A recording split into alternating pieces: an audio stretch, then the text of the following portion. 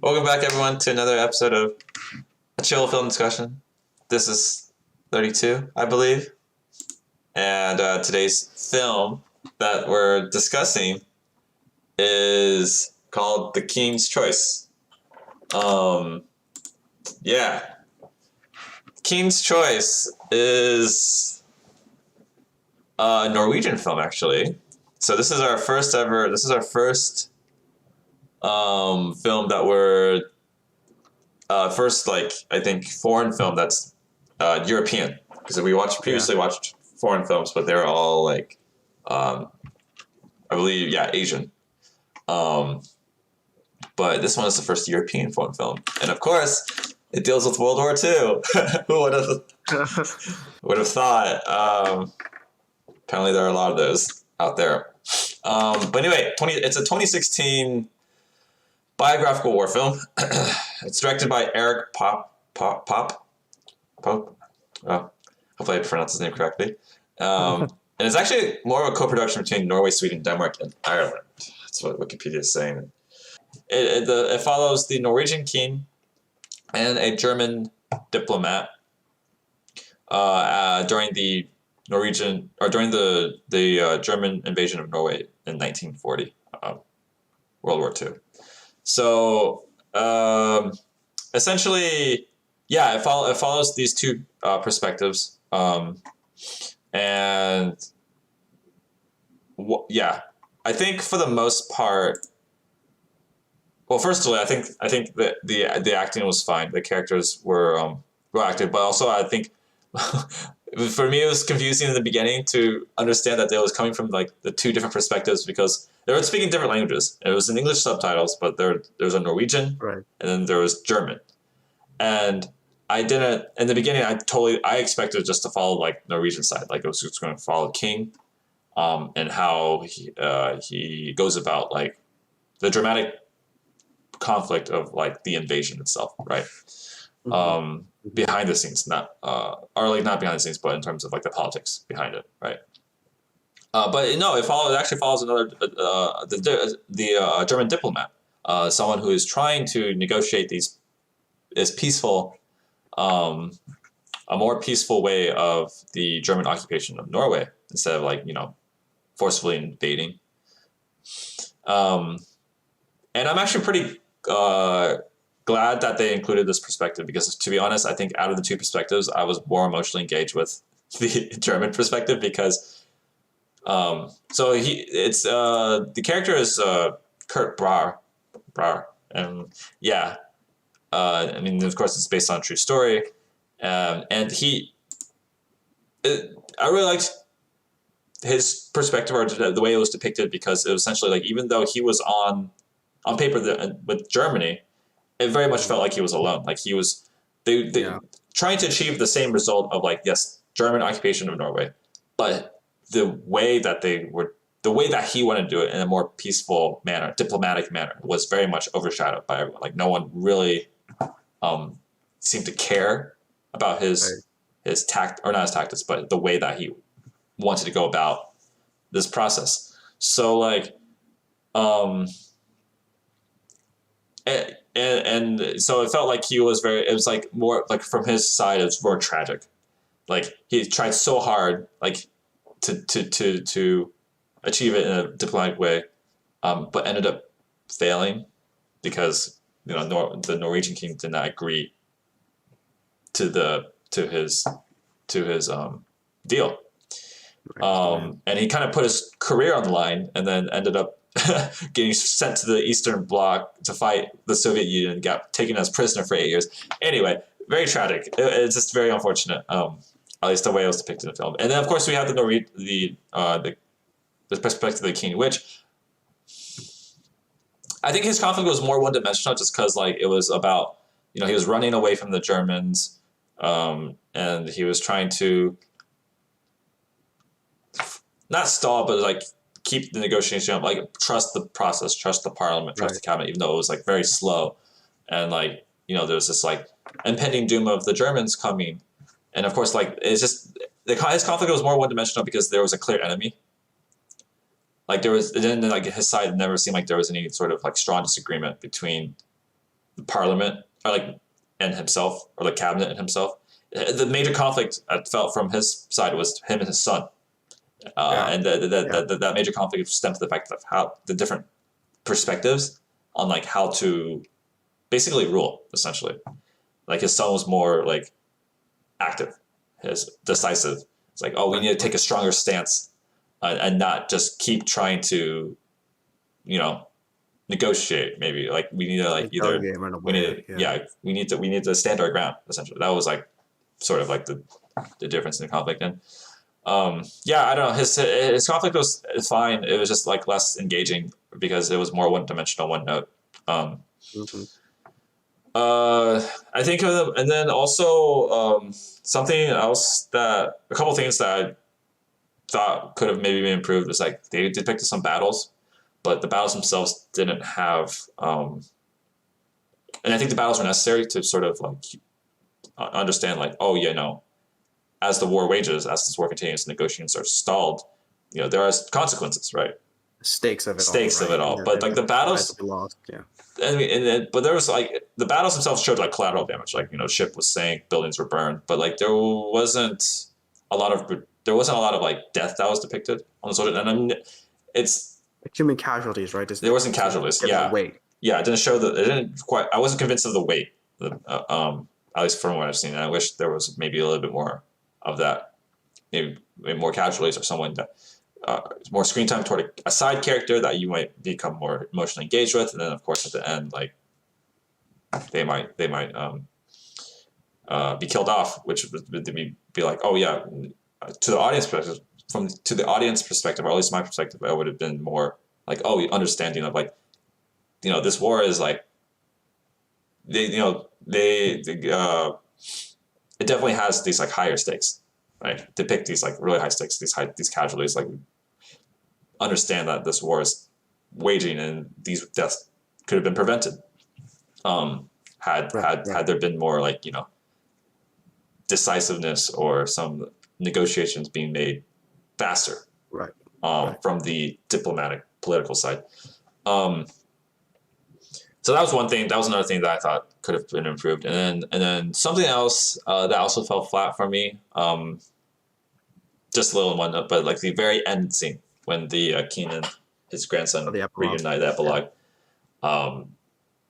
King was very happy to see his son. This was after the Germany surrendered, so they were the royal family was exiled, or at least the King and his son, the crown prince, they were exiled to Britain, and I think the other part of the royal family was in Sweden. They were right or something. Sweden, and I think they left to the U.S. They left to the U.S. Exactly. Yeah. So they reunited for the first time after years of when the war ended. They finally reunited, but the son himself didn't seem like he was all that happy, or like he felt very aloof, and it felt flat. It felt flat because I wasn't sure how to feel in the moment. It's like, oh, am I supposed to be happy because the grandson doesn't seem really happy, although the king himself is very happy, or is it supposed to be sad because it's obvious that they lost a lot of time together because of this war.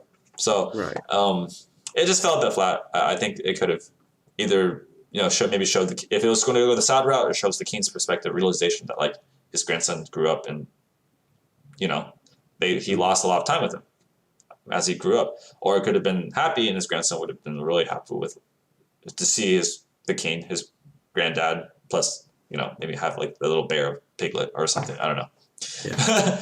Yeah. Anyway, yeah. So that's essentially I guess how I felt about the film is that I think that it could have been better, but it still did a great job of at least depicting. I personally learned historically a lot about the conflict in Norway and the invasion, because I didn't really know much detail about that. Mm-hmm. So yeah. Okay. For you, Austin. Yeah. Yeah. So for me, I think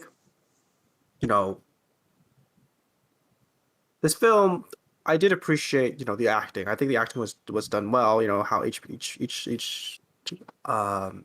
character was portrayed and how they were portraying them. Hmm. Um, and I do also enjoy the cinematography, the way some of the scenes were shot. I really enjoyed how they, framed each character in scene or how they were showing.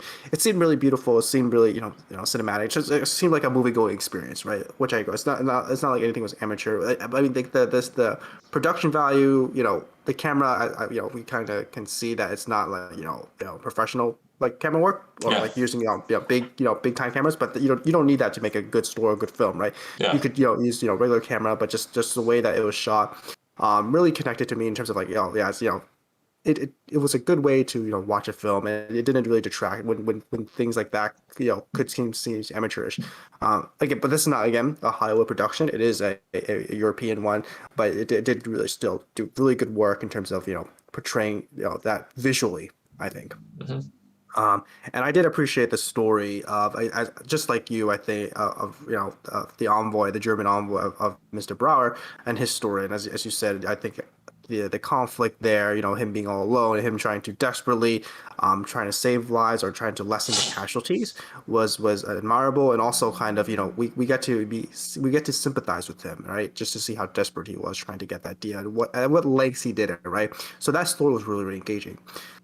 What compared to I think the king, and just sort of following his story, and as you said, it just seemed like he was at least for me it didn't have the weight, and I think I would have loved to see more of why the king is doing what he's doing, and just the weight that it is affecting him, like either how loved he is by the people or how much he values the institutions. But all I see is him again with his conflict with his son in terms of how they should rule, and it would seem kind of one-sided just because we know, as I think was discussed earlier, was that they're all on the same side, and the decision kind of rests with the king, and we kind of see kind of him maybe externally, but I want to see more like maybe the ministers kind of pushing up against him, or him kind of fighting back, or just not talking back with his son and the ministers more, just having a more conflict within the government, just so we can see that way. But I think it kind of what really would have shown more of the weight is that climax scene, right, when he kind of rejects and kind of Mm. says I will abdicate. Hmm. That scene was very important, but I never really got that, and I think in order to get that, it would have been it could have been shown throughout the film. There are different decisions that could have been made to make that scene more weighty, and I think there could have been a language barrier itself, me not understanding, things, how it was portrayed and who was speaking. But I think, just the way it was, even said, and even through dialogue, sometimes I could have gotten that. One thing that I think could have been way is just to see, who Quisling was. I think they could have shown him why he was incompetent, why did no one want him to be in the government, right? Yeah. We get to see that, yeah, he's a fascist. That's why, maybe the main reason why. But we wanted to see, who he is and how he would have ruled, how he would have governed, right? Why were the Norwegians so kind of against this guy coming into power, and why the Germans wanted him there, because the whole kind of at least for on Brower's side, right, his whole argument is like, yeah, we will give you power, we'll or not give you power, we will you will give us power, you will accede, but we will remove Quisling. Like it seemed like Quisling was the main lynch point there, right? And Yeah. I think it would have been greater to understand why Quisling should not have been, in power, and that would have given a weight to the decision. Other things could have been, I think, as you said, with the battles, more casualties to see, like, yeah, this is a, no, this would be a bloody war. Both sides would lose. I think they showed, yeah, these battles were great in terms of, giving breaks in the story, and giving us that, yeah, this is a war that's happening instead of like a political drama. But yeah, showing more casualties would give, again, give more weight to the king, or even king kind of reviewing casualties as well, right? Having that weight on him, right? Seeing that affecting him, before he made a decision, like, yeah, we should, continue to stop and fight, even if it's going to be a bloody war. And Hmm. then I think even that whole scene during that meeting between the German envoy and the king could have been, just at least portray battle. I think, cinematography, not just the way that it was shot and just the way it was acted. I think that whole scene could have been portrayed better to give more weight, because during that scene the king was going around, he was kind of like walking from one point to the other. It seemed like he was ignoring the German envoy, Mr. Brower, and it didn't, his body language kind of exuded that he was, already made up his mind. He didn't really want to listen to anything that the German envoy was saying, when in actuality, I think it would be better to him to be staying in place, contemplating, kind of weighing the words of like what the German envoy was saying to him, what Brower was saying to him, and then those will, kind of give it more suspense when he kind of said, "Yeah, I know this is, a big deal. I know, the government wants to do this, but I will, abdicate in defense of the people and whatnot." I think that would have given more drama. And give his words kind of like, oh wow, this really was a big moment, because I only understood that this was a big moment once the title card kind of happened. Hmm. So I think that kind of the whole movie is about the king's choice, right? And I think I never really understood the king's choice, or never really got the gravity of it until the title card happened, or until they kind of told us through narration, Hmm. which was unfortunate, I think. And I think they could have done so much more to kind of give us the reason why the king's choice was so big, why it was so major, why it was so kind of unique, right? Because he says, oh, the king kind of entered into politics. He actually said, I would do this. And everyone kind of was affected. So, Yeah. yeah. Yeah. Okay. Yeah, that's fair. Um, yeah. So about the rating. How would you rate it? What's the Yeah. final verdict? Good question. I think I might rate it. Ooh, I'd probably give it a 6, I think. Okay. Um, yeah, I just think there could have been more drama and just more, again, just more things done to portray, again, the King's Choice. This movie, looked good. The plot and story kind of was, it's based on historical, a historical event, right? The World War II, the Yeah. invasion. Yeah. So the story was there, the plot was there. We get to understand what was happening. But I just wanted to understand more of the backgrounds behind the scenes, right? Like the decision making process, and just the what kind of led to this, the King's Choice, which was the climactic moment. And I think Yeah. we never really got there.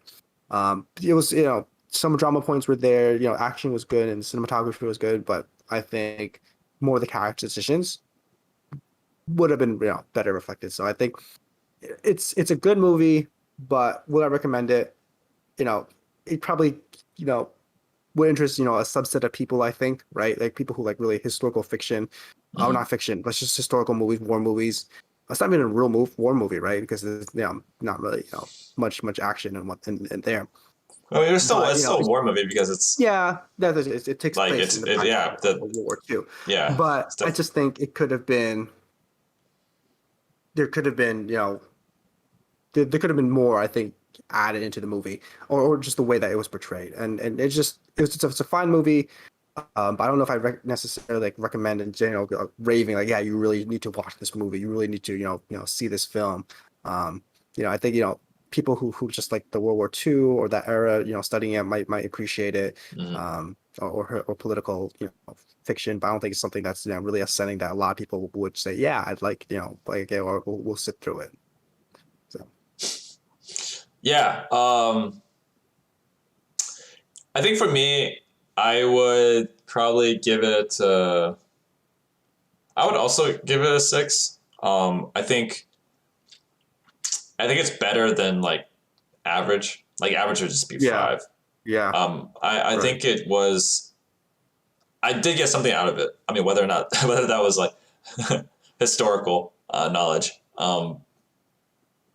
But I think in general, yeah, there was just too many things that I think could have been improved, or at least would have at least from my perspective, would could have been improved to make the viewing experience a bit better or more convincing slash engaging. And like I said, the acting was good. I think the premise was solid because, I mean, it's all about the king's ends up being the king's choice, right? Like that is right, what it builds up towards, um, and it's consistent. Like it never like really falters. I think on right, the path toward that climax. And I think the movie itself is actually like definitely. I think it's better also because of the added perspective of the German envoy or diplomat. right, right. I think it gives it like a very like that different perspective really does um, end up, I think, heightening the overall, at least in my perspective, and at least in my opinion, the experience, Hmm. um, because it gives a different, um, view on the conflict from at least the opposing side. Yeah. And it was more interesting just in general. It's more complex, so I did enjoy watching that. But yeah, six. I don't know if I would, yeah, like I said, recommend it to a general audience. I think if you are just interested in the background or like the behind, like the political sort of aspects of war films, especially for like World War II, and if you want to learn more about like maybe some of the other nations that aren't as played a smaller Yeah. role in the war. Like Norway, for instance, in this Yeah. case, then this would be. I think this is a very eye-opening experience. At least, like you would get something historically out of it. Right. Right. But at the same time, you can also watch a documentary. I'm sure there are documentaries out there that depict this conflict more historically accurate. But yeah, I think overall decent movie, but there's definitely could be improved. And I Yeah. don't know if I would Yeah. necessarily recommend it to anyone if they want to watch like a biographical war film. I think there are Right. other ones that are like, in my opinion, like better. Yeah. Well, we both give it a 6. So decent, but yeah, definitely could be improved. And yeah, I think that's it. Well, I hope whenever you watch this, if you watch this, you have a great day. We'll be back next week with another film. We'll decide the film off stream because we never decided before. But it will be decided. I'll put it on the schedule on our website, and then we'll see you guys next week, Sunday, 11 a.m. Pacific time. Okay. Bye. Peace. Cheers.